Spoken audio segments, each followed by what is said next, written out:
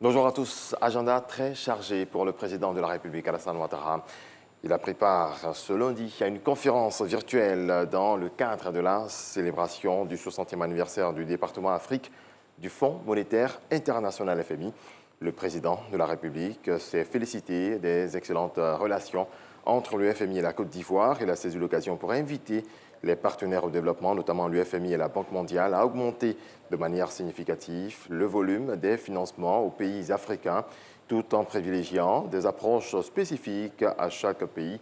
En ce qui concerne la dette, la directrice générale du FMI, Kristalina Georgieva, a pour sa part rendu un vibrant hommage au président Alassane Ouattara, ancien directeur du département Afrique du FMI, 1994 à 1988, et ancien directeur général adjoint de cette institution de 1994 à 1999, pour son leadership et son importante contribution au fonctionnement du FMI ainsi qu'au développement de son pays et du continent.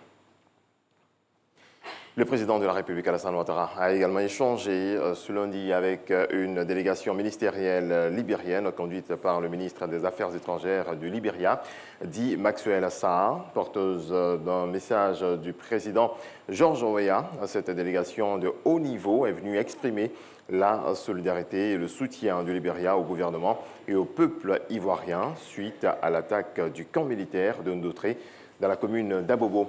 Alassane Ouattara s'est entretenu également avec une délégation de la CEDEAO conduite par la ministre des Affaires étrangères du Ghana, Shirley Ayoko Botchwey, et comprenant le président de la commission de cette institution, Jean-Claude Brou. Les échanges ont porté sur la réforme institutionnelle de la CEDEAO. Le chef de l'État, Alassane Ouattara, a reçu le directeur général délégué du groupe Bouygues, Olivier Bouygues. L'entretien a porté sur les activités du groupe Bouygues en Côte d'Ivoire, notamment la fourniture de l'énergie électrique et le démarrage prochain des travaux du métro d'Abidjan. Notre pays est en ce moment en déficit en ce qui concerne l'électricité. Des coupures sont observées à certains endroits.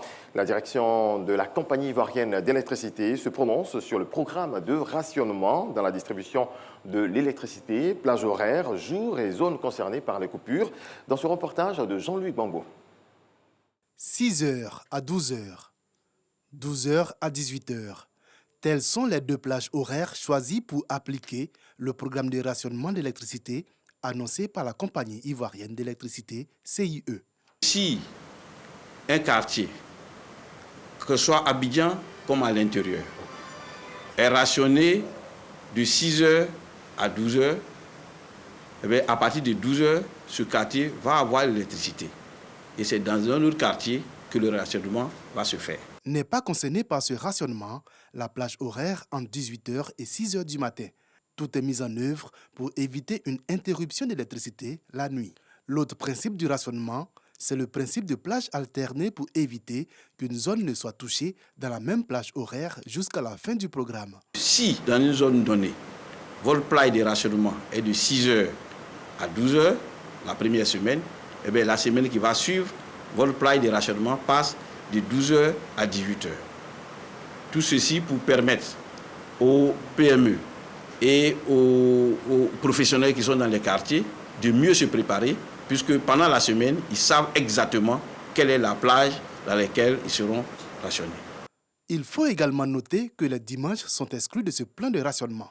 Le niveau de consommation globale étant généralement faible le dimanche, le déficit, selon le directeur général adjoint, est amoindri et ne nécessite donc pas que les abonnés soient privés d'électricité.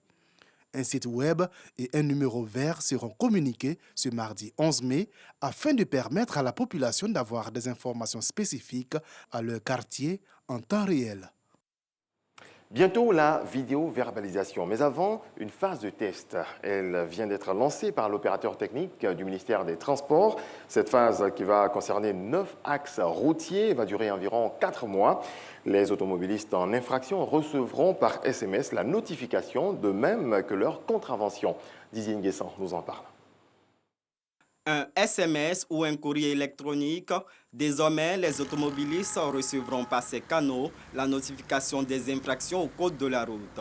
Il s'agit de la vidéo-verbalisation dont la phase test est entrée en vigueur depuis le 6 mai à Abidjan. L'objectif est de sensibiliser les automobilistes au respect du code de la route avec en prime la réduction du nombre d'accidents. À l'entrée en vigueur du projet, 74 sites accidentogènes qui seront couverts sur l'ensemble du Grand Abidjan, nous aurons à déployer sur le Grand Abidjan exactement 173 radars et une quarantaine de radars pédagogiques. L'administration est capable aujourd'hui de savoir quel comportement ils ont sur la voie publique et de leur adresser les mises en garde respectives. Dans ce centre de gestion intégrée de la mobilité, les opérateurs font le monitoring des infractions, identifient les automobilistes chauffards. Ensuite, la police spéciale de la sécurité routière qualifie et approuve l'infraction. Un procès-verbal est enfin notifié aux contrevenants. Il y a tellement d'accidents ces temps-ci que le ministre demande le civisme, beaucoup de civisme aux automobilistes dans sa politique globale de dématérialisation de tout le système de transport. On ne peut pas complètement arrêter les accidents, mais on peut diminuer au maximum les accidents. Tout un dispositif d'investigation pour dissuader, entre autres, du non-respect des feux tricolores, des excès de vitesse ou de visites techniques non effectuées. Voilà, c'est la fin de ce 6h30. Retour de l'information à 7h. Merci Régis.